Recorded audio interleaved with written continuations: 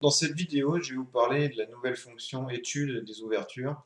Alors, c'est une fonction qui vous permet d'analyser automatiquement à partir d'une position d'ouverture les différents embranchements qui peuvent arriver. Donc, je vais vous donner un exemple. On va prendre l'Est indienne d'échange. Voilà, je joue les premiers coups de l'Est indienne d'échange. Fou E2, E5, puis on prend E5, Dame prend D8, à partir de Fou G5.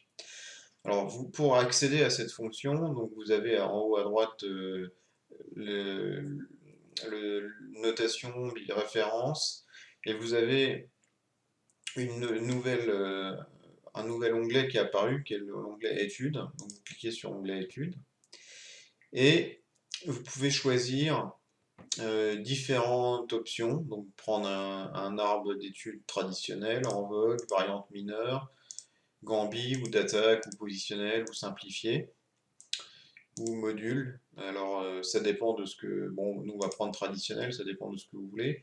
Ensuite vous pouvez regarder le niveau de détail, débutant, club, tournoi, maître.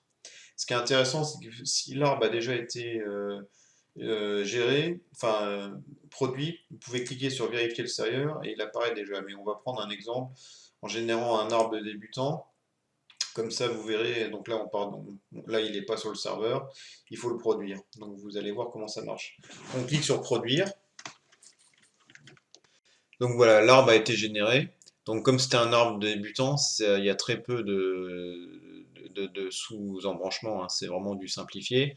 Donc vous voyez, il mentionne tour E8 comme coup, cavalier BD7 ou C6, avec quelques variantes de données, cavalier prend E5, tour E8, grand roc, cavalier A6, et un exemple de partie récente ou de partie de référence. L'autre variante qui est BD7, qui est D5, ou tour 8, c'est également un coup très populaire. Voilà, là il détaille un petit peu et il s'arrête ici. Donc ça c'était l'arbre débutant. Après vous voyez que si vous générez l'arbre maître, il est beaucoup plus, il sera beaucoup plus détaillé. On peut faire un exemple avec un arbre version club pour vous voyez la différence. Donc ouais, j'ai généré l'arbre version club. Vous voyez, il est légèrement plus détaillé, les coups vont un peu plus loin.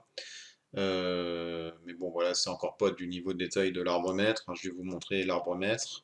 L'arbre maître, voilà, là vous voyez, donc il a été stocké sur le serveur. Vous voyez, il y a le coup de tour F8 qui n'apparaissait pas.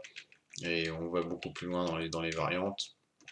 Cavalier BD7, vous voyez, on va beaucoup plus loin. Il y a des sous-lignes qui sont mises. Donc en fait, toute l'idée de cet arbre, cette fonction, c'est de vous faire le travail pour vous. C'est-à-dire par exemple, moi quand j'analysais des ouvertures, en général, j'utilisais la référence database. Je pars d'une position, par exemple je serais arrivé ici, j'utilise la référence, et je vois les différents coups qui ont été joués, et je les sauvegarde dans un fichier PGN ou dans un fichier chessbase. Là, au lieu de faire ça, de générer les arbres et les différentes variantes une par une en cliquant sur